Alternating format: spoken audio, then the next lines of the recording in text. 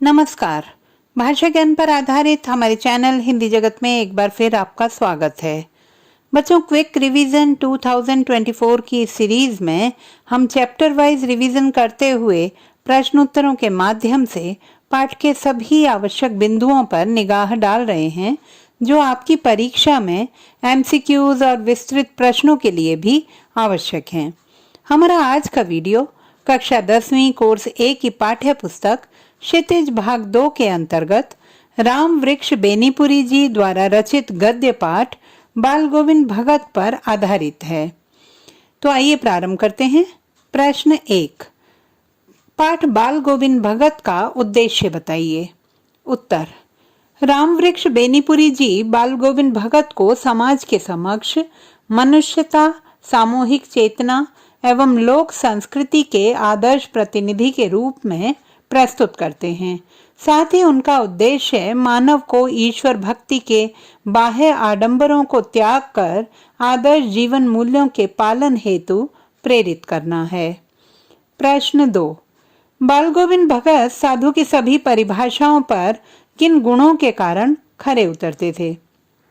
उत्तर, बाल गोविंद भगत सदा सत्य बोलने, सबसे खरा व्यवहार करने, कबीर के प्रति सच्ची आस्था रखने और सात्विक गृहस्थ जीवन व्यतीत करने के कारण एक सच्चे साधु की सभी परिभाषाओं पर खरे उतरते थे।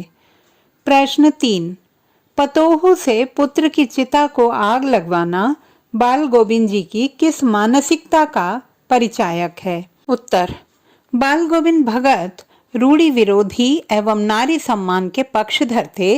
इसीलिए अपने पुत्र की मृत्यु पर उन्होंने समाज की परंपरा के विरुद्ध जाकर पुत्र की चिता को अग्नि पतोहू से ही लगवाई। उनका यह कृत्य उनकी प्रगतिशील वैचारिकता का परिचायक है। प्रश्न 4, कबीर पंथी से क्या तात्पर्य है? उत्तर, पंथ का अर्थ है मार्ग और कबीर पंथी से तात्पर्य है कबीर के आदर्शों पर चलने वाले, उनकी शिक्षाओं का पालन करने वाले। प्रश्न 5, राम वृक्ष बेनीपुरी रेखा चित्र बाल गोविंद भगत के माध्यम से क्या संदेश देते हैं? उत्तर, राम वृक्ष बेनीपुरी रेखा चित्र बाल गोविंद भगत के माध्यम से यह संदेश देते हैं कि साधुता का जीवन जीने के लिए किसी विशेष वेशभूषा, आडंबर अथवा अनुष्ठान की आवश्यकता नहीं होती। संन्यास का आधार जीवन के मानवीय सरोकार होते हैं। प्रश्न 6, बाल गोविंद भगत के संगीत को लेखक ने जादू क्यों कहा है? उत्तर, बाल गोविंद भगत संगीत प्रेमी थे। कबीर के सीधे सादे पद उनके कंठ से निकलकर मानो सजीव हो उठते थे। उनके गीतों को सुनकर जहां बच्चे मस्ती में झूमने लगते, वहीं मेड़ों पर काम करती औरतों के होंठ भी गीत गाने के लिए मचल उठते थे। हलवाहों के पैर और धान रोपते किसानों की उंगलियां भी संगीत की लय पर कार्य करने लगती थीं। उनके संगीत का जादू पूरे वातावरण पर व्याप्त हो जाता था। प्रश्न 7, गृहस्थ होते हुए भी बाल गोविंद भगत को साधु क्यों कहा गया है? उत्तर, बाल गोविंद भगत कबीर को साहब मानते थे और उनके आदर्शों का पालन करते थे। उनका बाहरी व्यक्तित्व सामान्य कबीर पंथियों जैसा ही था। वे मोह माया के बंधनों से मुक्त थे। वे कभी झूठ नहीं बोलते थे, बिना पूछे किसी की चीज नहीं छूते थे, कभी किसी से झगड़ते नहीं थे। उनके खेतों में जो भी पैदावार होती, वे उसे सिर पर लाद कर साहब के दरबार में अर्थात कबीर पंथी मठ में भेंट स्वरूप दे देते थे और प्रसाद में उन्हें जो भी मिलता उसी से अपनी गुजर चलाते। इस तरह गृहस्थ होकर भी साधु के समान आचार व्यवहार के कारण ही वे साधु कहलाते थे। प्रश्न 8, बाल गोविंद भगत के अनुसार किस तरह के लोग निगरानी और मोहब्बत के हकदार होते हैं? उत्तर, बाल गोविंद भगत के अनुसार शारीरिक और मानसिक रूप से कमजोर लोग वातावरण एवं परिस्थितियों से सहज रूप से सामंजस्य नहीं बैठा पाने के कारण अधिक स्नेहपूर्ण व्यवहार, निगरानी और मोहब्बत के हकदार होते हैं। प्रश्न 9। बाल गोविंद भगत का पुत्र एवं पुत्रवधू कैसे थे? उत्तर। बाल गोविंद भगत का पुत्र शारीरिक और मानसिक रूप से कुछ कमजोर था, जबकि उनकी पुत्रवधू बहुत ही सुभग और सुशील सुगृहिणी थी। उसने पिता पुत्र के साथ साथ पूरे घर की जिम्मेदारियों को भी भली भांति संभाल लिया था। प्रश्न 10। पुत्र की मृत्यु के समय बाल गोविंद भगत जी अपनी पतोहू को उत्सव मनाने को क्यों कहते हैं? उत्तर। पुत्र की मृत्यु के समय बाल गोविंद भगत जी का मानना था कि आत्मा परमात्मा का अंश है, वह सदा परमात्मा से मिलने के लिए तड़पती है। जब व्यक्ति मरता है तो उसकी आत्मा परमात्मा से मिल जाती है। इस तरह मृत्यु का अवसर आत्मा और परमात्मा का मिलन होता है। अतः ऐसे समय पर शोक नहीं बल्कि उत्सव मनाया जाना चाहिए। इसीलिए अपने पुत्र की मृत्यु पर बाल गोविंद जी अपनी पतोहू को उत्सव मनाने के लिए कहते हैं। प्रश्न 11।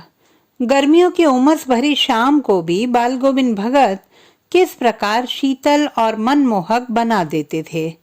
उत्तर। गर्मियों की उमस भरी शाम में बाल गोविंद भगत घर के आंगन में आसन जमाकर बैठ जाते और भजन गाने लगते। गांव के अन्य लोग भी जुट जाते और उनके साथ भजन दोहराते। धीरे धीरे मन तन पर हावी हो जाता और एक क्षण ऐसा भी आता कि बाल गोविंद भगत खंजड़ी लिए बीच में नाच रहे होते और उनके साथ करताल बजाते हुए सबके तन और मन नृत्यशील हो उठते। इस प्रकार नृत्य और संगीत के वातावरण में लोग भक्ति में डूबकर गर्मी की उमस भी भूल जाते थे। प्रश्न 12। बाल गोविंद भगत प्रतिवर्ष गंगा स्नान करने क्यों जाते थे? उत्तर। बाल गोविंद भगत सच्चे साधकों से मिलने की चाह में प्रतिवर्ष गंगा स्नान के लिए जाते थे। गंगा स्नान के बहाने वे बाहरी प्रांतों से आए लोगों से मिलकर ज्ञान चर्चा कर पाते थे। प्रश्न 13। पुत्र के देहांत के पश्चात बाल गोविंद भगत ने पतोहू को किस हेतु बाध्य किया? उनका यह व्यवहार उनके किस प्रकार के विचार का प्रमाण है? उत्तर। पुत्र के देहांत के पश्चात बाल गोविंद भगत ने पतोहू को दूसरी शादी कर लेने हेतु बाध्य किया। उनका यह व्यवहार उनकी रूढ़ी विरोधी प्रगतिशील विचारधारा का परिचायक है। वे विधवा विवाह के समर्थक थे। प्रश्न 14। बाल गोविंद भगत पाठ में किन सामाजिक रूढ़ियों पर प्रहार किया गया है? उत्तर। बाल गोविंद भगत पाठ में निम्नलिखित सामाजिक रूढ़ियों पर प्रहार किया गया है, जैसे मृत्यु पर शोक मनाना, विधवा पुनर्विवाह का प्रचलन न होना, अंतिम संस्कार का अधिकार केवल पुरुषों को दिया जाना आदि। प्रश्न 15। बाल गोविंद भगत की दिनचर्या लोगों के लिए आश्चर्य का विषय क्यों थी? उत्तर। बाल गोविंद भगत दैनिक जीवन में कुछ ऐसे नियमों का पालन करते थे जिनका एक गृहस्थ के रूप में पालन करना अत्यंत मुश्किल था।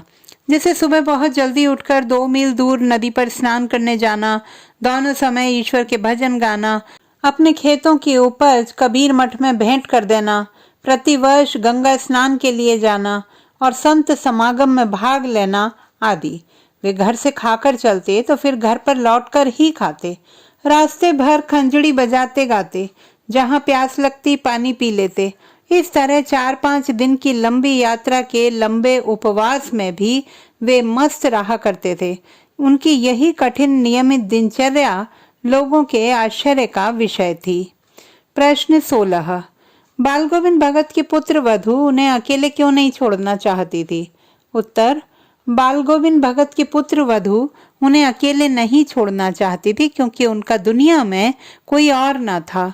बहू को लगता था कि अकेले रहने पर उनका ध्यान कौन रखेगा, उनकी बीमारी की अवस्था में उन्हें कौन देखेगा। प्रश्न 17। बाल गोविंद भगत की मौत उन्हीं के अनुरूप हुई, कथन को सोदाहरण स्पष्ट कीजिए। उत्तर। बाल गोविंद भगत जीवन भर नियम धर्म का पालन करते रहे। वे प्रतिदिन नहाते, खेतों में काम करते, दोनों वक्त नियम से ईश्वर का ध्यान करते, कभी किसी से झूठ नहीं बोलते और ना ही झगड़ा करते। उनके शांत और सौम्य स्वभाव के अनुरूप ही उनकी मृत्यु भी बहुत शांति से हुई। प्रश्न 18। बाल गोविंद भगत पाठ कथा साहित्य की किस विधा में लिखा गया है और इसके माध्यम से किस लोक संस्कृति को दर्शाया गया है, उसकी प्रमुख विशेषताएं भी लिखिए। उत्तर। बाल गोविंद भगत पाठ कथा साहित्य की संस्मरण शैली में लिखा गया है। इसके माध्यम से लेखक ग्रामीण संस्कृति के दर्शन कराते हैं। गांववासियों का मिलजुल कर सद्भाव पूर्वक रहना, व्रत नेम रखना, गीत गाना, खेतीबाड़ी करना लोक संस्कृति के ही विविध रूप हैं। भक्ति और संगीत के माध्यम से वे एक दूसरे से बहुत अधिक जुड़े रहते हैं। तो बच्चों, आशा करती हूँ कि यह वीडियो आपकी परीक्षा में न केवल वस्तुनिष्ठ प्रश्न बल्कि वर्णनात्मक प्रश्नों की तैयारी में भी अत्यंत सहायक सिद्ध होगा। क्विक रिवीजन सीरीज 2024 में हमारे अन्य पाठों पर आधारित आगामी वीडियोस देखना न भूलें। भाषा संबंधी किसी भी समस्या के समाधान हेतु बने रहिए। सुनीता भटनागर हिंदी जगत के साथ। आपका दिन शुभ हो। All the best.